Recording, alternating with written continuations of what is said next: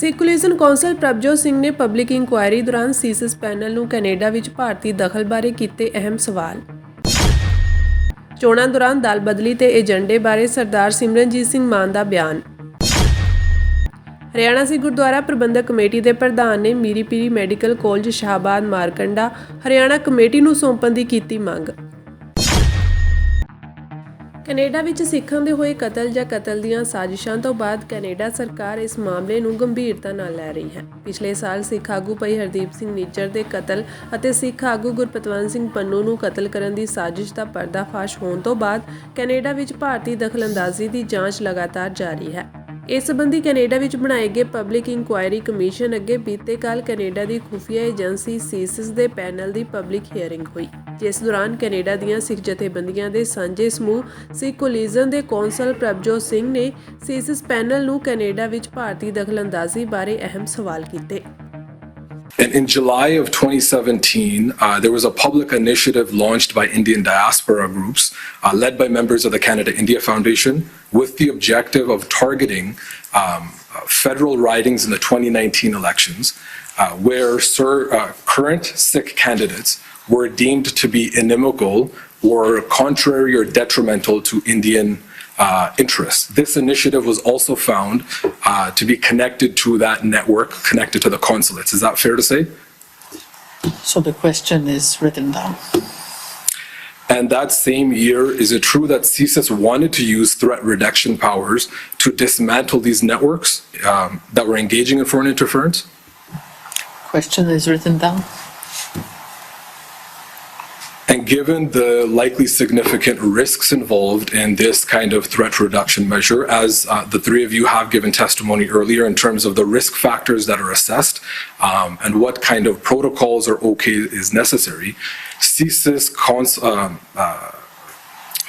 consulted PMO and other bodies, including Global Affairs Canada, before engaging in those threat reduction measures and later chose not to proceed with those measures. Is that correct? Question is written down. The witness is looking at me, so I understand.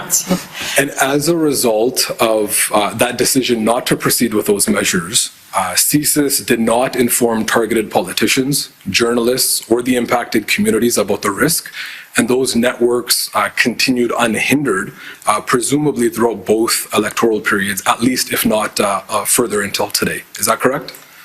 Question is also written down. Are you able to tell us in general terms, and you did touch on this earlier, so maybe we can touch on this briefly, when would foreign interference activity reach the threshold where threat reduction measures would be considered by CSIS? I would imagine it'd be quite a significant threshold to take that kind of action. As I testified to earlier, CSIS is required by law. ਚੋਣਾਂ ਦੌਰਾਨ ਦਲ ਬਦਲੀ ਤੇ ਚੋਣ ਏਜੰਡੇ ਤੇ ਸਰਦਾਰ ਸਿਮਰਨਜੀਤ ਸਿੰਘ ਮਾਨ ਦਾ ਅਹਿਮ ਬਿਆਨ ਆਇਆ ਹੈ। ਉਹਨਾਂ ਕਿਹਾ ਕਿ ਬੀਜੇਪੀ ਰਾਮ ਮੰਦਿਰ ਨੂੰ ਢਾਲ ਬਣਾ ਕੇ ਵੋਟਾਂ ਲੈਣ ਦੀ ਸੋਚ ਰਹੀ ਹੈ। ਬੀਜੇਪੀ ਭਾਰਤ ਵਿੱਚ ਵਸਦੇ ਘੱਟ ਗਿਣਤੀਆਂ ਨੂੰ ਨਜ਼ਰਅੰਦਾਜ਼ ਕਰਦਿਆਂ ਵੋਟਾਂ ਲਈ ਬਹੁ ਗਿਣਤੀ ਹਿੰਦੂਆਂ ਨੂੰ ਖੁਸ਼ ਕਰਨ ਵਿੱਚ ਲੱਗੀ ਹੋਈ ਹੈ। ਉਹਨਾਂ ਕਿਹਾ ਕਿ ਘੱਟ ਗਿਣਤੀਆਂ ਨੂੰ ਨਜ਼ਰਅੰਦਾਜ਼ ਕਰਦਿਆਂ ਮੁਸਲਮਾਨਾਂ ਦੀ ਮਸਜਿਦ ਢਾਹ ਕੇ ਮੰਦਿਰ ਬਣਵਾਇਆ ਗਿਆ ਤੇ ਇਸੇ ਤਰ੍ਹਾਂ ਸਿੱਖਾਂ ਨੂੰ ਵੀ ਦਬਾਉਣ ਦੀ ਪੂਰੀ ਕੋਸ਼ਿਸ਼ ਕਰ ਰਹੇ ਹਨ। ਇਸ ਦੇ ਚੱਲਦਿਆਂ ਪੰਜਾਬ ਦੇ ਨੌਜਵਾਨਾਂ ਨੂੰ ਜੇਲ੍ਹਾਂ ਵਿੱਚ ਬੰਦ ਕੀਤਾ ਹੋਇਆ ਹੈ ਤੇ 32 ਸਾਲਾਂ ਤੋਂ ਜੇਲ੍ਹ ਵਿੱਚ ਆਪਣੀ ਬਣਦੀ ਸਜ਼ਾ ਤੋਂ ਦੁੱਗਣੀ ਸਜ਼ਾ ਸਾਡੇ ਬੰਦੀ ਸਿੰਘ ਜੋ ਕੱਟ ਚੁੱਕੇ ਹਨ, ਪਰ ਸੰਵਿਧਾਨ ਤੋਂ ਪਾਸੇ ਹਟ ਕੇ ਉਹਨਾਂ ਨੂੰ ਵੀ ਰਿਹਾ ਨਹੀਂ ਕੀਤਾ ਜਾ ਰਿਹਾ। ਇਹ ਧਾਰਮਿਕ ਮੁੱਦੇ ਦੇ ਉੱਤੇ ਬੀਜੇਪੀ ਤੇ RSS ਇਲੈਕਸ਼ਨ ਲੜ ਰਹੇ ਹੈ। ਇਹਨਾਂ ਦੇ ਏਜੰਡੇ ਦੇ ਵਿੱਚ ਰਾਮ ਮੰਦਿਰ ਹੈਗਾ। ਰਾਮ ਮੰਦਿਰ ਦੇ ਮੁੱਦੇ ਦੇ ਉੱਤੇ ਇਹਨਾਂ ਨੇ ਬਹੁ ਗਿਣਤੀ ਹਿੰਦੂ ਨੂੰ ਅਪੀਲ ਕੀਤੀ ਹੈ ਕਿ ਸਾਨੂੰ ਵੋਟਾਂ ਪਾਓ, ਔਰ ਰਾਮ ਮੰਦਿਰ ਇਹ ਵੀ ਦਿਖਾਉਣਾ ਚਾਹੁੰਦੇ ਹੈ ਕਿ ਇਹ ਉਸ ਜਗ੍ਹਾ ਦੇ ਉੱਤੇ ਇਹਦੀ ਉਸਾਰੀ ਹੋਈ ਹੈ ਜਿੱਥੇ ਮੁਸਲਮਾਨਾਂ ਦੀ ਬਬਰੀ ਮਸਜਿਦ ਸੀਗੀ। ਸੋ ਮੇਰਾ ਮਤਲਬ ਕਹਿਣ ਦਾ ਹੈ ਕਿ ਮੁਸਲਮਾਨਾਂ ਦੇ ਉੱਤੇ ਜਿੱਤ ਹੋਣ ਦੇ ਕਾਰਨ ਇਹ ਰਾਮ ਮੰਦਿਰ ਦੀ ਉਸਾਰੀ ਹੋਈ ਹੈ। ਜਿਹੜਾ ਇਲੈਕਸ਼ਨ ਕਮਿਸ਼ਨ ਨੂੰ ਨੋਟਿਸ ਲੈਣਾ ਚਾਹੀਦਾ ਹੈ ਕਿ ਇਹ ਧਾਰਮਿਕ ਮੁੱਦਾ ਹੈਗਾ ਤੇ ਧਾਰਮਿਕ ਮੁੱਦੇ ਦੇ ਉੱਤੇ ਇੱਕ ਧਰਮ ਨਿਰਪੱਖ ਮੁਲਕ ਇਲੈਕਸ਼ਨ ਨਹੀਂ ਲੜ ਸਕਦਾ ਹੈਗਾ। ਦੂਸਰੇ ਪਾਸੇ ਸਿੱਖਾਂ ਦੇ ਮਸਲੇ ਹੈਗੇ ਆ। 32 ਸਾਲਾਂ ਤੋਂ ਸਿੱਖ ਜੇਲ੍ਹਾਂ ਦੇ ਵਿੱਚ ਬੈਠੇ ਹੈ। ਅੰਮ੍ਰਿਤਪਾਲ ਸਿੰਘ ਨੂੰ ਅਸਾਮ ਦੇ ਡਿਬਰੂਗੜ੍ਹ ਜੇਲ੍ਹ ਦੇ ਵਿੱਚ ਤੇ ਉਹਦੇ ਬੰਦਿਆਂ ਨੂੰ ਨੱਪਿਆ ਹੋਇਆ ਹੈ। 1 ਸਾਲ ਪੂਰਾ ਹੋ ਗਿਆ ਹੈ, ਪਰ ਉਸ ਨੂੰ ਛੱਡਿਆ ਤਾਂ ਨਹੀਂ ਜਾ ਰਿਹਾ ਕਿਉਂ ਕਰਕੇ ਜਿਹੜਾ ਮਾਹੌਲ ਹਿੰਦੂਤਵਾ ਦਾ ਪੈਦਾ ਕੀਤਾ ਹੈ ਰਾਜ ਮੰਦਰ ਬਣਾਉਣ ਦੇ ਵਿੱਚ, ਜਿਹੜੇ ਭਗਤ ਹੋ ਗਏ ਹੈ ਰਾਮ ਮੰਦਰ ਦੇ, ਉਹ ਸਮਝਣਗੇ ਕਿ ਜੇ ਸਿੱਖਾਂ ਨੂੰ ਅਸੀਂ ਛੱਡ ਦੇਵਾਂਗੇ ਤੇ ਫਿਰ ਅਸਲੀ ਹਿੰਦੂ ਮੁੱਦਾ ਕਮਜ਼ੋਰ ਹੋ ਜਾਊਗਾ। ਤੇ ਮੋਦੀ ਸਾਹਿਬ ਕਟਰ ਗਏ ਸੀਗੇ ਤੇ ਉੱਥੋਂ 8 ਹਿੰਦੁਸਤਾਨੀਆਂ ਨੂੰ ਫਾਂਸੀ ਦੇ ਫੰਜੇ ਦੇ ਵਿੱਚੋਂ ਛੁਡਾ ਕੇ ਲੈ ਕੇ ਆਏ ਹੈ। ਜੇ ਮੋਦੀ ਸਾਹਿਬ ਨੂੰ ਇਹਦਾ ਫਿਕਰ ਹੈ, ਇਹ ਹਿੰਦੂਤਵਾ ਨੂੰ ਦਿਖਾ ਰਹੇ ਹੈ ਕਿ ਸਾਡੇ ਵਿੱਚ ਕਿੰਨੀ ਤਾਕਤ ਹੈਗੀ ਹੈ ਤੇ ਅਸੀਂ ਕਤਰ ਦੇ ਮੁਸਲਮਾਨਾਂ ਦੇ ਮੁਲਕ ਤੋਂ ਵੀ 8 ਇੰਡੀਅਨਸ ਨੂੰ ਛੁਡਾ ਕੇ ਲਿਆਂਦਾ ਹੈਗਾ, ਜਿਹਦਾ ਮਤਲਬ ਹੈ ਜਿਹੜਾ ਹਿੰਦੂਤਵਾ ਦਾ ਏਜੰਡਾ ਹੈ ਰਾਮ ਮੰਦਰ ਦਾ, ਉਹ ਹੋਰ ਤਕੜਾ ਕੀਤਾ ਜਾ ਰਿਹਾ ਹੈ। ਸੋ ਇਹ ਸਾਰੀ ਚੀਜ਼ ਹੈ ਕਿ ਸਿੱਖਾਂ ਨੂੰ ਤਾਂ ਨਹੀਂ ਛੱਡਿਆ ਜਾ ਰਿਹਾ ਕਿ ਫਿਰ ਜਿਹੜਾ ਰਾਮ ਮੰਦਰ ਦਾ ਇਸ਼ੂ ਆ ਉਹ ਕਮਜ਼ੋਰ ਨਾ ਹੋ ਜਾਵੇ। ਔਰ ਦੂਸਰੀ ਗੱਲ ਹੈ, 32 ਸਾਲਾਂ ਤੋਂ ਸਿੱਖ ਜੇਲ੍ਹਾਂ ਦੇ ਵਿੱਚ ਬੈਠੇ ਹੈ। ਜੇ ਫਾਂਸੀ ਦੇ ਫੰਦੇ ਤੋਂ ਮੋਦੀ ਸਾਹਿਬ ਕਟਰ ਤੋਂ ਛੁਡਾ ਸਕਦੇ ਹੈ ਤੇ 20 ਸਾਲ ਸਿਰਫ ਕੈਦ ਹੁੰਦੀ ਹੈ, ਉਮਰ ਕੈਦ, ਤੇ ਇਹ ਸਿੱਖਾਂ ਨੇ 32 ਸਾਲ ਜੇਲ੍ਹਾਂ ਦੇ ਵਿੱਚ ਗੁਜ਼ਾਰ ਦਿੱਤੇ ਹੈ ਤੇ ਇਹਨਾਂ ਦਾ ਅਜੇ ਤੱਕ ਸੂ ਪਤਾ ਨਹੀਂ ਲੱਗਿਆ। ਫਿਰ ਮੋਦੀ ਸਾਹਿਬ, ਅਮਿਤ ਸ਼ਾਹ ਜੀ ਨੇ ਤੇ ਨੈਸ਼ਨਲ ਸਿਕਿਉਰਿਟੀ ਐਡਵਾਈਜ਼ਰ ਨੇ ਇੰਡੀਆ ਦੀ ਨਵੀਂ ਪਾਲਿਸੀ ਬਣਾਈ ਹੈ ਕਿ ਜਿਹੜੇ ਸਿੱਖ ਸਿਰ ਕੱਢ ਦੇ ਲੀਡਰ ਆਜ਼ਾਦੀ ਮੰਗਦੇ ਹੈ, ਜਿੱਥੇ ਮਰਜ਼ੀ ਹੋਣ ਉਹਨਾਂ ਨੂੰ ਜਾਨੋਂ ਮਾਰ ਦਿਓ। ਹਰਿਆਣਾ ਸਿੱਖ ਗੁਰਦੁਆਰਾ ਪ੍ਰਬੰਧਕ ਕਮੇਟੀ ਦੇ ਪ੍ਰਧਾਨ ਭੁਪਿੰਦਰ ਸਿੰਘ ਅਸੰਧ ਨੇ ਸ਼੍ਰੋਮਣੀ ਕਮੇਟੀ ਪਾਸੋਂ ਮੰਗ ਕੀਤੀ ਹੈ ਕਿ ਮੀਰੀ ਪੀਰੀ ਮੈਡੀਕਲ ਕਾਲਜ ਸ਼ਾਹਬਾਦ ਮਾਰਕੰਡਾ ਦਾ ਪ੍ਰਬੰਧ ਹਰਿਆਣਾ ਕਮੇਟੀ ਨੂੰ ਸੌਂਪ ਦਿੱਤਾ ਜਾਵੇ। ਹਰਿਆਣਾ ਕਮੇਟੀ ਦੇ ਅਹੁਦੇਦਾਰਾਂ ਤੇ ਮੈਂਬਰਾਂ ਨਾਲ ਸ੍ਰੀ ਦਰਬਾਰ ਸਾਹਿਬ ਦੇ ਦਰਸ਼ਨ ਕਰਨ ਲਈ ਆਏ ਸਰਦਾਰ ਅਸੰਧ ਨੇ ਕਿਹਾ ਕਿ ਸ਼੍ਰੋਮਣੀ ਕਮੇਟੀ ਕੋਲੋਂ ਪ੍ਰਬੰਧ ਲੈਣ ਤੋਂ ਬਾਅਦ ਹਰਿਆਣਾ ਦੇ ਗੁਰੂ ਘਰਾਂ ਦੀ ਆਮਦਨ ਵਧੀ ਹੈ ਤੇ ਖਰਚ ਘਟੇ ਹਨ। ਉਨ੍ਹਾਂ ਕਿਹਾ ਕਿ ਸ਼੍ਰੋਮਣੀ ਕਮੇਟੀ ਪਿਛਲੇ ਲੰਮੇ ਸਮੇਂ ਤੋਂ ਮੀਰੀ ਪੀਰੀ ਮੈਡੀਕਲ ਕਾਲਜ ਨੂੰ 100 ਸੀਟਾਂ ਦਾ ਕਾਲਜ ਬਣਾਉਣ ਦੇ ਦਾਅਵੇ ਕਰਦੀ ਆ ਰਹੀ ਹੈ, ਪਰ ਅਜੇ ਤੱਕ ਅਜਿਹਾ ਨਹੀਂ ਹੋਇਆ। ਹੁਣ ਅਚਾਨਕ ਇਹ ਕਾਲਜ ਤੇ ਇੰਨੇ ਮਿਹਰਬਾਨ ਕਿਉਂ ਹੋ ਗਏ? ਉਨ੍ਹਾਂ ਕਿਹਾ ਕਿ ਜੇਕਰ ਇਹ ਪ੍ਰਬੰਧ ਸਾਡੇ ਹੱਥ ਵਿੱਚ ਆ ਜਾਂਦਾ ਹੈ ਤਾਂ ਅਸੀਂ ਬਹੁਤ ਤੇਜ਼ੀ ਨਾਲ ਕੰਮ ਕਰਵਾ ਕੇ ਇਸ ਮੈਡੀਕਲ ਕਾਲਜ ਨੂੰ ਸ਼ੁਰੂ ਕਰਵਾ ਦੇਵਾਂਗੇ। ਕਾਲਜ ਦੇ ਮੁਲਾਜ਼ਮ ਤਨਖਾਹ ਦੀ ਉਡੀਕ ਕਰ ਰਹੇ ਹਨ ਤੇ ਸ਼੍ਰੋਮਣੀ ਕਮੇਟੀ ਹਵਾਈ ਕਿਲੇ ਉਸਾਰ ਰਹੀ ਹੈ। ਉਨ੍ਹਾਂ ਕਿਹਾ ਕਿ ਅਸੀਂ ਹਰਿਆਣਾ ਦੇ ਸਿੱਖਾਂ ਵਿੱਚ ਸਿੱਖਿਆ ਨੂੰ ਪ੍ਰਫੁੱਲਤ ਕਰਨ ਲਈ ਪਹਿਲ ਦੇ ਆਧਾਰ ਤੇ ਯਤਨ ਕਰਾਂਗੇ। ਉਨ੍ਹਾਂ ਦੱਸਿਆ ਕਿ ਹਰਿਆਣਾ ਦੇ ਸਕੂਲ ਕਾਲਜ ਆਮਦਨ ਪੱਖੋਂ ਉੱਨਤ ਹੋਏ ਹਨ ਤੇ ਵਿਦਿਆਰਥੀਆਂ ਦੀ ਗਿਣਤੀ ਵਿੱਚ ਵੀ ਵਾਧਾ ਹੋਇਆ ਹੈ। ਉਨ੍ਹਾਂ ਕਿਹਾ ਕਿ ਸ਼੍ਰੋਮਣੀ ਕਮੇਟੀ ਚੰਗੇ ਕੰਮ ਵੀ ਕਰ ਰਹੀ ਹੈ, ਪਰ ਸਾਡੀ ਮਨਸ਼ਾ ਮੀਰੀ ਪੀਰੀ ਮੈਡੀਕਲ ਕਾਲਜ ਸ਼ਾਹਬਾਦ ਪ੍ਰਾਪਤ ਕਰਨ ਦੀ ਹੈ। ਅਸੰਧ ਨੇ ਕਿਹਾ ਹੈ ਕਿ ਪਹਿਲਾਂ ਤਾਂ ਸ਼੍ਰੋਮਣੀ ਕਮੇਟੀ ਹਰਿਆਣਾ ਕਮੇਟੀ ਦੀ ਹੋਂਦ ਨੂੰ ਵੀ ਸਵੀਕਾਰ ਨਹੀਂ ਕਰਦੀ ਸੀ, ਪਰ ਜਦੋਂ ਹਰਿਆਣਾ ਕਮੇਟੀ ਦੀਆਂ ਚੋਣਾਂ ਦਾ ਐਲਾਨ ਹੋਇਆ ਤਾਂ ਪਹਿਲੇ ਉਮੀਦਵਾਰ ਅਕਾਲੀ ਦਲ ਬਾਦਲ ਦੇ ਨਾਮਜ਼ਦਗੀ ਕਾਗਜ਼ ਜਮ੍ਹਾਂ ਕਰਵਾਉਣ ਲਈ ਗਏ। ਲੋਕ ਸਭਾ ਚੋਣਾਂ ਦੌਰਾਨ ਸਿਆਸੀ ਪਾਰਟੀ ਦੀ ਮਦਦ ਬਾਰੇ ਪੁੱਛੇ ਜਾਣ ਤੇ ਅਸੰਧ ਨੇ ਕਿਹਾ ਕਿ ਇਹ ਫੈਸਲਾ ਹਰਿਆਣਾ ਦੇ ਸਿੱਖਾਂ ਦੀ ਰਾਏ ਮੁਤਾਬਕ ਲਿਆ ਜਾਵੇਗਾ। ਕਿਸਾਨ ਅੰਦੋਲਨ ਦੌਰਾਨ ਪੰਜਾਬੀ ਕਿਸਾਨਾਂ ਤੇ ਹੋਈ ਗੋਲੀਬਾਰੀ ਨੂੰ ਗਲਤ ਕਰਾਰ ਦਿੰਦੇ ਹੋਏ ਅਸੰਧ ਨੇ ਕਿਹਾ ਕਿ ਅਸੀਂ ਸਾਰੇ ਮਾਮਲੇ ਦੀ ਪੜਤਾਲ ਕਰਵਾ ਰਹੇ ਹਾਂ ਤੇ ਦੋਸ਼ੀਆਂ ਦੇ ਵਿਰੁੱਧ ਕਾਨੂੰਨੀ ਕਾਰਵਾਈ ਕਰਵਾ ਕੇ ਦਮ ਲਵਾਂਗੇ। ਇਸ ਮੌਕੇ ਹਰਿਆਣਾ ਕਮੇਟੀ ਦੀ ਧਰਮ ਪ੍ਰਚਾਰ ਕਮੇਟੀ ਦੇ ਚੇਅਰਮੈਨ ਭਾਈ ਬਲਜੀਤ ਸਿੰਘ ਦਾਦੂਵਾਲ ਨੇ ਕਿਹਾ ਕਿ ਅਸੀਂ ਹਰਿਆਣਾ ਵਿੱਚ ਗੁਰਮਤਿ ਪ੍ਰਚਾਰ ਲਈ ਕੀਤੇ ਜਾ ਰਹੇ ਕਾਰਜਾਂ ਵਿੱਚ ਤੇਜ਼ੀ ਲਿਆ ਰਹੇ ਹਾਂ। ਉਨ੍ਹਾਂ ਦੱਸਿਆ ਕਿ ਅਸੀਂ ਹਰਿਆਣਾ ਦੇ ਸਾਰੇ ਗੁਰੂ ਘਰਾਂ ਵਿੱਚ ਸ੍ਰੀ ਗੁਰੂ ਗ੍ਰੰਥ ਸਾਹਿਬ ਜੀ ਦੇ ਸਾਰੇ ਪਾਵਨ ਸਰੂਪਾਂ ਦੀ ਗਿਣਤੀ ਕਰਵਾ ਕੇ ਰਿਕਾਰਡ ਰੱਖ ਰਹੇ ਹਾਂ। ਉਨ੍ਹਾਂ ਕਿਹਾ ਕਿ ਅਸੀਂ ਬੰਦੀ ਸਿੰਘਾਂ ਦੀ ਰਿਹਾਈ ਲਈ ਦਿਨ ਰਾਤ ਯਤਨ ਕਰਾਂਗੇ। ਇਸ ਤੋਂ ਪਹਿਲਾਂ ਹਰਿਆਣਾ ਕਮੇਟੀ ਦੇ ਸਾਰੇ ਹੀ ਅਹੁਦੇਦਾਰਾਂ ਤੇ ਮੈਂਬਰਾਂ ਨੇ ਸ੍ਰੀ ਅਕਾਲ ਤਖਤ ਸਾਹਿਬ ਦੇ ਜਥੇਦਾਰ ਗਿਆਨੀ ਰਘਬੀਰ ਸਿੰਘ ਨਾਲ ਬੇहद ਖੁਸ਼ਗਵਾਰ ਮਾਹੌਲ ਵਿੱਚ ਬੰਦ ਕਮਰਾ ਮੀਟਿੰਗ ਵੀ ਕੀਤੀ। ਦੇਖੋ, ਹਰਿਆਣਾ ਸਿੱਖ ਗੁਰਦੁਆਰਾ ਪ੍ਰਬੰਧਕ ਕਮੇਟੀ ਦੇ ਕਿਸੇ ਵੀ ਗੁਰਦੁਆਰੇ ਨੂੰ ਉਹਨਾਂ ਨੇ ਫੰਡ ਨਹੀਂ ਦਿੱਤਾ। ਉਹਨਾਂ ਨੇ ਸਿਰਫ ਮੀਰੀ ਪੀਰੀ ਅਕੈਡਮੀ, ਮੀਰੀ ਪੀਰੀ ਮੈਡੀਕਲ ਕਾਲਜ ਹੈ ਜਿਹੜਾ, ਉਹਦੇ ਵਾਸਤੇ 8 ਕਰੋੜ ਦਾ ਫੰਡ ਰੱਖਿਆ ਵਾ, ਕਿਉਂਕਿ ਅਜੇ ਤੱਕ ਉਹਨਾਂ ਨੇ ਉਹ ਪ੍ਰਬੰਧ ਹਰਿਆਣਾ ਕਮੇਟੀ ਨੂੰ ਨਹੀਂ ਦਿੱਤਾ ਮੀਰੀ ਪੀਰੀ ਮੈਡੀਕਲ ਕਾਲਜ ਦਾ। ਤੇ ਜਿਸ ਵਾਸਤੇ ਵੀ ਅੱਜ ਮਤਾ ਪਾਸ ਹੋਇਆ ਕਿ ਇੱਕ ਤਾਲਮੇਲ ਜਿਹੜਾ ਹੈਗਾ ਸ਼੍ਰੋਮਣੀ ਕਮੇਟੀ ਨਾਲ ਪੈਦਾ ਕੀਤਾ ਜਾਵੇਗਾ। ਉਹਦੇ ਚ ਪ੍ਰਧਾਨ ਸਾਹਿਬ ਨੇ ਜ਼ਿੰਮੇਵਾਰੀ ਲਾਈ ਆ ਕਿ ਨਾਲ ਐਗਜ਼ੈਕਟਿਵ ਮੈਂਬਰ ਜਾ ਕੇ ਗੱਲਬਾਤ ਕਰਨਗੇ ਤਾਂ ਕਿ ਜਿਹੜਾ ਮੀਰੀ ਪੀਰੀ ਮੈਡੀਕਲ ਕਾਲਜ ਆ ਉਹਦਾ ਪ੍ਰਬੰਧ ਹਰਿਆਣਾ ਸਿੱਖ ਗੁਰਦੁਆਰਾ ਪ੍ਰਬੰਧਕ ਕਮੇਟੀ ਨੂੰ ਸੌਂਪਿਆ ਜਾਵੇ ਤੇ ਜਿਹੜਾ ਫੰਡ ਆ ਉਹ ਹਰਿਆਣੇ ਦੇ ਗੁਰਦੁਆਰਿਆਂ ਨੂੰ ਨਹੀਂ, ਸਿਰਫ ਮੈਡੀਕਲ ਕਾਲਜ ਦੇ ਵਾਸਤੇ ਜਿਹੜਾ ਉਹਨਾਂ ਨੇ, ਕਿਉਂਕਿ ਉਹ ਅਜੇ ਤੱਕ ਪ੍ਰਬੰਧ ਸ਼੍ਰੋਮਣੀ ਗੁਰਦੁਆਰਾ ਪ੍ਰਬੰਧਕ ਕਮੇਟੀ ਦੇ ਕੋਲ ਹੈ। ਅਦਾਕਾਰਾ ਕੰਗਨਾ ਰਣੌਤ ਦਾ ਇੱਕ ਬਿਆਨ ਕਾਫੀ ਵਾਇਰਲ ਹੋ ਰਿਹਾ ਹੈ, ਜਿਸ ਵਿੱਚ ਉਸਨੇ ਸੁਤੰਤਰਤਾ ਸੈਨਾਨੀ ਸੁਭਾਸ਼ ਚੰਦਰ ਬੋਸ ਨੂੰ ਭਾਰਤ ਦਾ ਪਹਿਲਾ ਪ੍ਰਧਾਨ ਮੰਤਰੀ ਕਿਹਾ ਸੀ।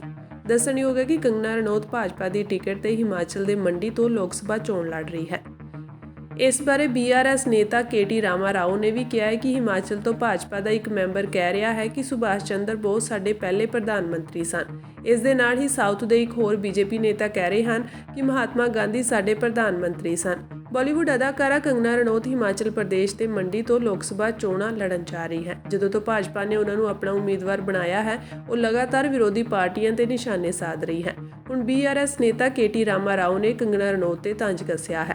ਦਰਅਸਲ ਕੰਗਨਾ ਨੇ ਨੇਤਾਜੀ ਸੁਭਾਸ਼ ਚੰਦਰ ਬੋਸ ਨੂੰ ਭਾਰਤ ਦਾ ਪਹਿਲਾ ਪ੍ਰਧਾਨ ਮੰਤਰੀ ਕਿਹਾ ਸੀ। ਕੰਗਨਾ ਦੀ ਇਸ ਟਿੱਪਣੀ ਤੇ KT ਰਾਮਾ ਰਾਓ ਨੇ ਉਸ ਨੂੰ ਘੇਰਿਆ ਹੈ। ਕਾਂਗਰਸੀ ਨੇਤਾ ਸੁਪ੍ਰਿਆ ਸ਼੍ਰੀਨੇਤ ਨੇ ਵੀ ਕੰਗਨਾ ਰਣੌਤ ਦੇ ਬਿਆਨ ਨੂੰ ਸਾਂਝਾ ਕੀਤਾ ਤੇ ਲਿਖਿਆ ਕਿ ਉਸ ਨੂੰ ਹਲਕੇ ਵਿੱਚ ਨਾ ਲਓ, ਉਹ ਭਾਜਪਾ ਨੇਤਾਵਾਂ ਦੀ ਸੂਚੀ ਵਿੱਚ ਸਭ ਤੋਂ ਅੱਗੇ ਨਿਕਲ ਜਾਵੇਗੀ। ਤੁਹਾਨੂੰ ਦੱਸ ਦਈਏ ਕਿ ਕੰਗਨਾ ਰਣੌਤ ਨੂੰ ਉਦੋਂ ਕਾਫੀ ਟ੍ਰੋਲ ਕੀਤਾ ਗਿਆ ਸੀ ਜਦੋਂ ਉਸਨੇ ਦਾਅਵਾ ਕੀਤਾ ਸੀ ਕਿ 2014 ਵਿੱਚ ਨਰਿੰਦਰ ਮੋਦੀ ਦੇ ਪ੍ਰਧਾਨ ਮੰਤਰੀ ਬਣਨ ਤੋਂ ਬਾਅਦ ਭਾਰਤ ਨੂੰ ਅਸਲ ਆਜ਼ਾਦੀ ਮਿਲੀ। ਉੱਤਰ ਪ੍ਰਦੇਸ਼ ਮਦਰਸਾ ਸਿੱਖਿਆ ਐਕਟ ਨੂੰ ਰੱਦ ਕਰਨ ਵਾਲੇ ਇਲਾਹਾਬਾਦ ਹਾਈ ਕੋਰਟ ਦੇ ਫੈਸਲੇ ਤੇ ਸੁਪਰੀਮ ਕੋਰਟ ਨੇ ਰੋਕ ਲਗਾ ਦਿੱਤੀ ਹੈ। ਸੁਪਰੀਮ ਕੋਰਟ ਨੇ ਇਹ ਫੈਸਲਾ ਮਦਰਸਾ ਸੰਚਾਲਕਾਂ ਵੱਲੋਂ ਦਾਇਰ ਅਰਜ਼ੀ ਤੇ ਸੁਣਵਾਈ ਕਰਦਿਆਂ ਦਿੱਤਾ ਹੈ। ਇਲਾਹਾਬਾਦ ਹਾਈ ਕੋਰਟ ਨੇ ਮਦਰਸਾ ਐਕਟ ਨੂੰ ਇਹ ਕਹਿੰਦੇ ਹੋਏ ਰੱਦ ਕਰ ਦਿੱਤਾ ਸੀ ਕਿ ਇਹ ਅਸੰਵਿਧਾਨਿਕ ਅਤੇ ਧਰਮ ਨਿਰਪੱਖਤਾ ਦੇ ਖਿਲਾਫ ਹੈ। ਚੀਫ ਜਸਟਿਸ DY ਚੰਦਰਚੂੜ ਦੀ ਅਗਵਾਈ ਵਾਲੀ 3 ਜੱਜਾਂ ਦੀ ਬੈਂਚ ਨੇ ਇਸ ਮਾਮਲੇ ਵਿੱਚ ਕੇਂਦਰ ਸਰਕਾਰ ਅਤੇ UP ਸਰਕਾਰ ਨੂੰ ਨੋਟਿਸ ਜਾਰੀ ਕਰਕੇ ਜਵਾਬ ਮੰਗਿਆ ਹੈ। ਇਸ ਬੈਂਚ ਵਿੱਚ ਜਸਟਿਸ JB ਪਾਰਦੀਵਾਲਾ ਅਤੇ ਜਸਟਿਸ ਮਨੋਜ ਮਿਸ਼ਰਾ ਵੀ ਸ਼ਾਮਿਲ ਹਨ। ਬੈਂਚ ਨੇ ਕਿਹਾ ਕਿ ਮਦਰਸਾ ਬੋਰਡ ਦਾ ਉਦੇਸ਼ ਰੈਗੂਲੇਟਰ ਹੈ। ਪਹਿਲੀ ਨਜ਼ਰੇ ਇਲਾਹਾਬਾਦ ਹਾਈ ਕੋਰਟ ਦਾ ਇਹ ਕਹਿਣਾ ਸਹੀ ਨਹੀਂ ਹੈ ਕਿ ਮਦਰਸਾ ਸਿੱਖਿਆ ਬੋਰਡ ਦਾ ਗਠਨ ਧਰਮ ਨਿਰਪੱਖਤਾ ਦੇ ਵਿਰੁੱਧ ਹੈ। ਦੱਸ ਦਈਏ ਕਿ ਪਿਛਲੇ ਹਫ਼ਤੇ ਇਲਾਹਾਬਾਦ ਹਾਈ ਕੋਰਟ ਦੀ ਲਖਨਊ ਬੈਂਚ ਨੇ UP ਸਰਕਾਰ ਨੂੰ ਮਦਰਸੇ ਦੇ ਵਿਦਿਆਰਥੀਆਂ ਨੂੰ ਜਨਰਲ ਸਕੂਲਾਂ ਵਿੱਚ ਤਬਦੀਲ ਕਰਨ ਅਤੇ ਉਹਨਾਂ ਦਾ ਦਾਖਲਾ ਕਰਵਾਉਣ ਦਾ ਹੁਕਮ ਦਿੱਤਾ ਸੀ। ਇਲਾਹਾਬਾਦ ਹਾਈ ਕੋਰਟ ਦੀ ਡਿਵੀਜ਼ਨ ਬੈਂਚ ਨੇ ਕਿਹਾ ਸੀ ਕਿ ਸਰਕਾਰ ਕੋਲ ਧਾਰਮਿਕ ਸਿੱਖਿਆ ਲਈ ਬੋਰਡ ਬਣਾਉਣ ਦਾ ਅਧਿਕਾਰ ਨਹੀਂ ਹੈ। ਇਸ ਤੋਂ ਇਲਾਵਾ ਸਰਕਾਰ ਸਕੂਲੀ ਸਿੱਖਿਆ ਲਈ ਅਜਿਹਾ ਕੋਈ ਬੋਰਡ ਨਹੀਂ ਬਣਾ ਸਕਦੀ ਜਿਸ ਤਹਿਤ ਸਿਰਫ ਕਿਸੇ ਵਿਸ਼ੇਸ਼ ਧਰਮ ਅਤੇ ਉਸ ਦੀਆਂ ਕਦਰਾਂ ਕੀਮਤਾਂ ਦੀ ਸਿੱਖਿਆ ਦਿੱਤੀ ਜਾਂਦੀ ਹੈ। ਹਾਈ ਕੋਰਟ ਦੇ ਇਸ ਫੈਸਲੇ ਖਿਲਾਫ ਮਦਰਸਾ ਕਾਦਰੀ ਨੇ ਸੁਪਰੀਮ ਕੋਰਟ ਵਿੱਚ ਪਟੀਸ਼ਨ ਦਾਇਰ ਕੀਤੀ ਸੀ। ਇਸ ਤੋਂ ਪਹਿਲਾਂ 22 ਮਾਰਚ ਨੂੰ ਇਲਾਹਾਬਾਦ ਹਾਈ ਕੋਰਟ ਦੀ ਲਖਨਊ ਬੈਂਚ ਨੇ UP ਮਦਰਸਾ ਐਕਟ 2004 ਨੂੰ ਗੈਰ ਸੰਵਿਧਾਨਕ ਕਰਾਰ ਦਿੰਦੇ ਹੋਏ ਰੱਦ ਕਰ ਦਿੱਤਾ ਸੀ। ਇਸ ਤੋਂ ਬਾਅਦ ਯੋਗੀ ਸਰਕਾਰ ਨੇ UP ਵਿੱਚ ਚੱਲ ਰਹੇ ਕਰੀਬ 16,000 ਮਦਰਸਿਆਂ ਦੀ ਮਾਨਤਾ ਰੱਦ ਕਰ ਦਿੱਤੀ ਸੀ। ਪਰ ਹੁਣ ਸੁਪਰੀਮ ਕੋਰਟ ਨੇ ਮਦਰਸਾ ਸੰਚਾਲਕਾਂ ਨੂੰ ਵੱਡੀ ਰਾਹਤ ਦਿੱਤੀ ਹੈ। ਤੁਹਾਨੂੰ ਦੱਸ ਦਈਏ ਕਿ ਸਮੇਂ-ਸਮੇਂ ਤੇ ਮਦਰਸਿਆਂ ਦੀ ਫੰਡਿੰਗ ਤੇ ਵੀ ਸਵਾਲ ਉੱਠਦੇ ਰਹੇ ਹਨ। ਕਾਂਗਰਸ ਨੇ ਲੋਕ ਸਭਾ ਚੋਣਾਂ ਨੂੰ ਲੈ ਕੇ ਆਪਣਾ ਮੈਨੀਫੈਸਟੋ ਜਾਰੀ ਕਰ ਦਿੱਤਾ ਹੈ। ਇਸ ਦਾ ਨਾਂ ਨਿਆਂ ਪੱਤਰ ਰੱਖਿਆ ਗਿਆ ਹੈ। ਪਾਰਟੀ ਦਾ ਇਹ ਮੈਨੀਫੈਸਟੋ ਕਾਂਗਰਸ ਪ੍ਰਧਾਨ ਮੱਲਿਕਾਰਜੁਨ ਖੜਗੇ, ਸੋਨੀਆ ਗਾਂਧੀ ਅਤੇ ਰਾਹੁਲ ਗਾਂਧੀ ਨੇ ਸਾਂਝੇ ਤੌਰ ਤੇ ਜਾਰੀ ਕੀਤਾ ਹੈ। ਕਾਂਗਰਸ ਨੇ ਇਸ ਚੋਣ ਮਨੋਰਥ ਪੱਤਰ ਰਾਹੀਂ ਜਨਤਾ ਨੂੰ 25 ਗਾਰੰਟੀਆਂ ਦਿੱਤੀਆਂ ਹਨ। ਮੈਨੀਫੈਸਟੋ ਵਿੱਚ ਯੁਵਾ ਨਿਆਂ, ਔਰਤ ਨਿਆਂ, ਕਿਸਾਨ ਨਿਆਂ, ਮਜ਼ਦੂਰ ਨਿਆਂ ਅਤੇ ਬਰਾਬਰੀ ਦੇ ਨਿਆਂ ਬਾਰੇ ਗੱਲ ਕੀਤੀ ਗਈ ਹੈ। ਮੈਨੀਫੈਸਟੋ ਨੂੰ ਜਾਰੀ ਕਰਦੇ ਹੋਏ ਪਾਰਟੀ ਦੇ ਰਾਸ਼ਟਰੀ ਪ੍ਰਧਾਨ ਮੱਲਿਕਾਰਜੁਨ ਖੜਗੇ ਨੇ ਕਿਹਾ ਕਿ ਨਾਰੀ ਨਿਆਂ ਦੇ ਤਹਿਤ ਹਰ ਸਾਲ ਹਰ ਗਰੀਬ ਔਰਤ ਨੂੰ 1 ਲੱਖ ਰੁਪਏ ਨਕਦ ਟ੍ਰਾਂਸਫਰ ਕੀਤੇ ਜਾਣਗੇ। ਕਿਸਾਨ ਨਿਆਂ ਤਹਿਤ ਕਿਸਾਨਾਂ ਨੂੰ ਘੱਟੋ-ਘੱਟ ਸਮਰਥਨ ਮੁੱਲ ਕਾਨੂੰਨ ਦੀ ਗਾਰੰਟੀ ਦਿੱਤੀ ਜਾਵੇਗੀ ਅਤੇ ਕਿਸਾਨਾਂ ਦੇ ਕਰਜ਼ੇ ਮੁਆਫ ਕੀਤੇ ਜਾਣਗੇ। ਕਿਰਤ ਨਿਆਂ ਤਹਿਤ ਮਨਰੇਗਾ ਵਿੱਚ ਘੱਟੋ-ਘੱਟ ਉਜਰਤ 400 ਰੁਪਏ ਦੀ ਵਿਵਸਥਾ ਕੀਤੀ ਜਾਵੇਗੀ। ਚੋਣ ਵੰਡ ਬਾਰੇ ਆਪਣੀ ਮੈਨੀਫੈਸਟੋ ਵਿੱਚ ਕਾਂਗਰਸ ਨੇ ਕਿਹਾ ਹੈ ਕਿ ਸ਼ੱਕੀ ਸੌਦਿਆਂ ਦੀ ਜਾਂਚ ਕੀਤੀ ਜਾਵੇਗੀ ਅਤੇ ਗੈਰ ਕਾਨੂੰਨੀ ਤਰੀਕਿਆਂ ਨਾਲ ਨਾਜਾਇਜ਼ ਮੁਨਾਫਾ ਕਮਾਉਣ ਵਾਲਿਆਂ ਨੂੰ ਕਾਨੂੰਨ ਦੇ ਦਾਇਰੇ ਵਿੱਚ ਲਿਆਂਦਾ ਜਾਵੇਗਾ। ਇਸ ਦੇ ਨਾਲ ਹੀ ਮੈਨੀਫੈਸਟੋ ਵਿੱਚ ਕਿਹਾ ਗਿਆ ਹੈ ਕਿ ਭਾਜਪਾ ਵਿੱਚ ਸ਼ਾਮਲ ਹੋਏ ਦਰਜ ਕੇਸਾਂ ਦੇ ਦੋਸ਼ੀਆਂ ਨੂੰ ਕਾਨੂੰਨ ਤੋਂ ਬਚਣ ਦੀ ਇਜਾਜ਼ਤ ਦਿੱਤੀ ਜਾਵੇ। ਅਜਿਹੇ ਲੋਕਾਂ ਤੇ ਲੱਗੇ ਦੋਸ਼ਾਂ ਦੀ ਮੁੜ ਜਾਂਚ ਕੀਤੀ ਜਾਵੇਗੀ। ਕਿਸਾਨਾਂ ਵੱਲੋਂ BJP ਖਿਲਾਫ ਵੱਡਾ ਐਲਾਨ ਕੀਤਾ ਗਿਆ ਹੈ। SKM ਗੈਰ ਸਿਆਸੀ ਪ੍ਰਧਾਨ ਜਗਜੀਤ ਸਿੰਘ ਡੱਲੇਵਾਲ ਨੇ ਕਿਹਾ ਹੈ ਕਿ 7 ਅਪ੍ਰੈਲ ਨੂੰ ਕਾਰਪੋਰੇਟ ਪੱਖੀ ਸਰਕਾਰ ਅਤੇ ਉਸ ਦੇ ਸਹਿਯੋਗੀਆਂ ਦੇ ਸੰਯੁਕਤ ਕਿਸਾਨ ਮੋਰਚਾ, ਗੈਰ ਰਾਜਨੀਤਿਕ ਭਾਰਤ ਅਤੇ ਕਿਸਾਨ ਮਜ਼ਦੂਰ ਮੋਰਚਾ ਵੱਲੋਂ ਪੂਰੇ ਭਾਰਤ ਵਿੱਚ ਸ਼ਹਿਰਾਂ ਦੇ ਮੁੱਖ ਚੌਂਕਾਂ ਵਿੱਚ ਪੁਤਲੇ ਫੂਕੇ ਜਾਣਗੇ। ਕਿਸਾਨ ਆਗੂ ਦਾ ਕਹਿਣਾ ਹੈ ਕਿ ਹਰਿਆਣਾ ਪ੍ਰਸ਼ਾਸਨ ਵੱਲੋਂ ਕਈ ਕਿਸਾਨਾਂ ਨੂੰ ਗ੍ਰਿਫਤਾਰ ਕੀਤਾ ਗਿਆ ਹੈ ਜੋ ਹਜੇ ਤੱਕ ਉਹਨਾਂ ਦੀ ਗ੍ਰਿਫਤ ਵਿੱਚ ਹਨ। ਉਨ੍ਹਾਂ ਕਿਹਾ ਕਿ ਭਾਜਪਾ ਖਿਲਾਫ ਪੁਤਲੇ ਫੂਕ ਪ੍ਰਦਰਸ਼ਨਾਂ ਦੇ ਨਾਲ-ਨਾਲ ਪਿੰਡਾਂ ਵਿੱਚ ਵਿਰੋਧ ਕੀਤਾ ਜਾਵੇਗਾ ਤੇ ਕਿਸਾਨਾਂ ਵੱਲੋਂ BJP ਲੀਡਰਾਂ ਨੂੰ ਘੇਰ ਕੇ ਇਹ ਸਾਰੇ ਸਵਾਲ ਵੀ ਪੁੱਛੇ ਜਾਣਗੇ। ਲੇਕਿਨ ਸਰਕਾਰ ਨੇ ਜਿੱਡੀ ਵੱਡੀ ਪੱਧਰ ਉੱਤੇ ਬੈਰੀਕੇਡਿੰਗ ਕੀਤੀ, ਜਿੱਡੀ ਵੱਡੀ ਪੱਧਰ ਦੇ ਉੱਤੇ ਕਿਸਾਨਾਂ ਦੇ ਉੱਤੇ ਅਥਰੂ ਗੈਸ ਦੇ ਗੋਲੇ ਛੱਡੇ ਗਏ, ਇਤੋਂ ਵੀ ਗਾਹਾਂ ਟੱਪ ਕੇ ਗੋਲੀਆਂ ਸਿੱਧੀਆਂ ਚਲਾਈਆਂ ਗਈਆਂ, ਸਿੱਧੀਆਂ ਗੋਲੀਆਂ ਮਾਰ ਕੇ ਸਾਡੇ ਇੱਕ ਨੌਜਵਾਨ ਨੂੰ ਸ਼ਹੀਦ ਕੀਤਾ ਔਰ ਸੈਂਕੜੇ ਨੌਜਵਾਨਾਂ ਨੂੰ, ਸਾਡੇ ਕਿਸਾਨਾਂ ਨੂੰ ਜ਼ਖਮੀ ਕੀਤਾ ਗਿਆ। ਔਰ ਉਹ ਜਿਹੜੀ ਇੱਥੇ ਕਿਸਾਨਾਂ ਦੇ ਨਾਲ ਕਰੂਰਤਾ ਇੱਥੇ ਹੋਈ ਹਰਿਆਣੇ ਦੀ ਗਵਰਨਮੈਂਟ ਵੱਲੋਂ, ਜਾਂ ਮੈਂ ਕਹਿਣਾ ਕਿ ਭਾਜਪਾ ਦੀ ਸਰਕਾਰ ਦੀ ਗਵਰਨਮੈਂਟ ਵੱਲੋਂ ਜੋ ਇੱਥੇ ਕੀਤਾ ਗਿਆ, ਉਹਦੇ ਪ੍ਰਤੀ ਕਿਸਾਨਾਂ ਦੇ ਅੰਦਰ ਇੱਕ ਵੱਡਾ ਰੋਸ, ਬੰਦਾ ਗੁੱਸਾ, ਬੜਾ ਰੋਹ ਸੀ। ਔਰ ਉਹਨੂੰ ਸਰਕਾਰ ਨੇ ਲੋਕਾਂ ਨੂੰ ਦਬਾਉਣ ਦੀ ਖਾਤਰ ਹਰਿਆਣੇ ਦੇ ਅੰਦਰ ਜਿਸ ਤਰੀਕੇ ਦੇ ਨਾਲ ਹਰਿਆਣੇ, ਯੂਪੀ ਦੇ ਅੰਦਰ, ਰਾਜਸਥਾਨ ਦੇ ਅੰਦਰ ਜਿੱਥੇ ਜਿੱਥੇ ਵੀ ਬੀਜੇਪੀ ਦੀ ਸਰਕਾਰ ਹੈ, ਲੋਕਾਂ ਨੂੰ ਦਬਾਇਆ ਜਾ ਰਿਹਾ ਹੈ। ਔਰ ਲੋਕ ਫਿਰ ਵੀ ਆਪਣੇ ਅੰਦੋਲਨ ਦੇ ਰਸਤੇ ਤੇ ਤੁਰੇ ਹੋਏ ਨੇ, ਸ਼ਾਂਤੀਪੂਰਵਕ ਢੰਗ ਦੇ ਨਾਲ ਲੋਕ ਆਪਣੀ ਗੱਲ ਰੱਖਣੀ ਚਾਹੁੰਦੇ ਆ। ਕਿਉਂ ਇਹ ਗੱਲਾਂ ਹੋ ਰਹੀਆਂ ਨੇ? ਜੇਕਰ ਸਾਨੂੰ ਦਿੱਲੀ ਦੇ ਅੰਦਰ, ਸਾਡੀ ਰਾਜਧਾਨੀ ਦੇ ਅੰਦਰ ਪੀਸਫੁਲੀ ਜਾ ਕੇ ਸਰਕਾਰ ਨੇ ਜੋ ਸਾਡੇ ਨਾਲ ਵਾਅਦੇ ਕੀਤੇ ਸੀ, ਉਹ ਵਾਅਦਿਆਂ ਦੀ ਗੱਲ ਰੱਖਣ ਦਾ ਮੌਕਾ ਦਿੱਤਾ ਜਾਂਦਾ ਔਰ ਇੱਥੇ ਏਡੀ ਵੱਡੀ ਪੱਧਰ ਦੇ ਉੱਤੇ ਗੋਲੀਆਂ ਨਾ ਚਲਾਈਆਂ ਜਾਂਦੀਆਂ, ਤੇ ਸੁਭਾਵਿਕ ਹੈ ਕਿਸਾਨਾਂ ਦੇ ਅੰਦਰ ਰੋਸ ਕਾਹਦਾ ਹੋਣਾ ਸੀ। ਇਸ ਰੋਸ ਦੀ, ਇਸ ਗੁੱਸੇ ਦੀ ਜ਼ਿੰਮੇਵਾਰ ਸਰਕਾਰ ਹੈ। ਔਰ ਜਦੋਂ ਸਰਕਾਰ ਸਾਡੇ ਨਾਲ ਦਿੱਲੀ ਜਾ ਕੇ ਸਾਨੂੰ ਗੱਲ ਵੀ ਨਹੀਂ ਕਰਨ ਦਿੰਦੀ, ਤਾਂ ਫਿਰ ਸੁਭਾਵਿਕ ਹੈ ਕਿ ਲੋਕਾਂ ਦੇ ਅੰਦਰ ਇਹ ਤਾਂ ਗੱਲ ਆਏਗੀ ਕਿ ਕੋਈ ਗੱਲ ਨਹੀਂ, ਫਿਰ ਚੋਣਾਂ ਆ ਗਈਆਂ, ਜਦੋਂ ਇਹ ਲੋਕ ਸਾਡੇ ਕੋਲੇ ਗੱਲਬਾਤ ਕਰਨ ਦੇ ਲਈ ਆਉਣਗੇ, ਸਾਡੇ ਕੋਲੋਂ ਚੋਣਾਂ ਮੰਗਣ, ਵੋਟਾਂ ਮੰਗਣ ਲਈ ਆਉਣਗੇ, ਉਸ ਵੇਲੇ ਅਸੀਂ ਗੱਲ ਕਰਾਂਗੇ। ਇਸੇ ਕੜੀ ਦੇ ਵਿੱਚੋਂ ਜੋ ਐਸਕੇਐਮ ਨਾਨ ਪੋਲੀਟੀਕਲ ਤੇ ਕੇਐਮਐਮ ਵੱਲੋਂ ਦਿੱਤਾ ਪ੍ਰੋਗਰਾਮ ਨੂੰ ਲਾਗੂ ਕਰਦਿਆਂ ਪੂਰੇ ਭਾਰਤ ਦੇ ਵਿੱਚ ਸਾਡੇ ਕਿਸਾਨ ਸਵਾਲ ਪੁੱਛਣਾ ਚਾਹੁੰਦੇ ਨੇ, ਸਵਾਲ ਪੁੱਛਦੇ ਨੇ।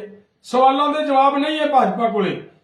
ਭਾਜਪਾ ਕੋਲੇ ਕੋਈ ਤਾਂ ਜਵਾਬ ਨਹੀਂ ਇਸ ਗੱਲ ਦਾ ਕਿ ਤੁਸੀਂ ਵਾਅਦਾ ਨਹੀਂ ਕੀਤਾ ਕਿ ਅਸੀਂ ਐਮਐਸਪੀ ਦੀ ਗਰੰਟੀ ਦਾ ਕਾਨੂੰਨ ਦੇਵਾਂਗੇ, ਤੁਸੀਂ ਵਾਅਦਾ ਨਹੀਂ ਕੀਤਾ ਚੋਣਾਂ 'ਚ ਕਿ ਅਸੀਂ ਕਿਸਾਨਾਂ ਦੀ ਕਰਜ਼ ਮੁਕਤੀ ਕਰਾਂਗੇ, ਕਿ ਤੁਸੀਂ ਵਾਅਦਾ ਨਹੀਂ ਕੀਤਾ ਲੋਕਾਂ ਦੇ ਨਾਲ ਕਿ ਅਸੀਂ ਡਾਕਟਰ ਸਵਾਮੀਨਾਥਨ ਦੀ ਰਿਪੋਰਟ ਲਾਗੂ ਕਰਾਂਗੇ। ਤੁਸੀਂ ਕੀਤੇ ਨੇ ਵਾਅਦੇ, ਔਰ ਇਹਨਾਂ ਵਾਅਦਿਆਂ ਦੇ ਸਾਹਮਣੇ ਜਦੋਂ ਸਵਾਲ ਕਿਸਾਨਾਂ ਵੱਲੋਂ ਆਉਣੇ ਆ, ਉਹਨਾਂ ਸਵਾਲਾਂ ਦੇ ਜਵਾਬ ਨਹੀਂ ਭਾਜਪਾ ਕੋਲ ਇਸ ਵੇਲੇ। ਇਸ ਵੇਲੇ ਇਹਨਾਂ ਦੇ ਮਿਨਿਸਟਰਸ ਕੋਲੇ, ਇਹਨਾਂ ਦੇ ਚੀਫ ਮਿਨਿਸਟਰ ਕੋਲ ਕੋਈ ਜਵਾਬ ਨਹੀਂ ਹੈ। ਜਦੋਂ ਜਵਾਬ ਨਹੀਂ, ਲੋਕਾਂ ਦੇ ਸਵਾਲਾਂ ਦੇ ਜਵਾਬ ਦੇਣ ਦੀ ਸਮਰੱਥਾ ਨਹੀਂ, ਸਾਹਮਣਾ ਕਰਨ ਦੀ ਤਾਕਤ ਨਹੀਂ, ਤਾਂ ਫਿਰ ਇਹ ਰਸਤੇ ਇਖਤਿਆਰ ਕੀਤੇ ਜਾ ਰਹੇ ਨੇ ਕਿ ਕਿਸਾਨਾਂ ਨੂੰ ਗ੍ਰਿਫਤਾਰ ਕਰ ਲਓ, ਕਿਸਾਨਾਂ ਨੂੰ ਇੱਥੇ ਆਉਣ ਹੀ ਨਾ ਦਿਓ। ਔਰ ਉਸੇ ਕੜੀ ਦੇ ਵਿੱਚੋਂ ਅੱਜ ਸਾਡੇ ਕਿਸਾਨ ਆਗੂ ਹਰਿਆਣੇ ਦੇ ਅੰਦਰ ਗ੍ਰਿਫਤਾਰ ਕੀਤੇ ਗਏ ਨੇ। ਉਹਨਾਂ ਦੀ ਪੂਰੀ ਜਥੇਬੰਦੀ ਨੂੰ, ਕਿਸਾਨ ਬਚਾਓ, ਖੇਤ ਬਚਾਓ ਜਥੇਬੰਦੀ ਦੇ ਸਾਡੇ ਆਗੂ ਸਹਿਬਾਨ ਰਜਿੰਦਰ ਚਹਿਲ ਜੀ ਹੋਣੀ, ਉਹਨਾਂ ਦੇ ਨਾਲ ਸਾਡੇ ਜਰਨੈਲ ਵੀਰ ਜੀ ਹੋਣੀ, ਇਹਨਾਂ ਨੂੰ ਗ੍ਰਿਫਤਾਰ ਕੀਤਾ ਗਿਆ ਹੈ। ਇਹ ਬਈ ਕਿੱਧਰਲੀ ਇਮਾਨਦਾਰੀ, ਕਿੱਧਰਲੀ ਦਿਆਨਤਦਾਰੀ ਸਰਕਾਰ ਦੀ? ਕੀ ਲੋਕਤੰਤਰ ਖਤਮ ਕਰਤਾ ਤੁਸੀਂ?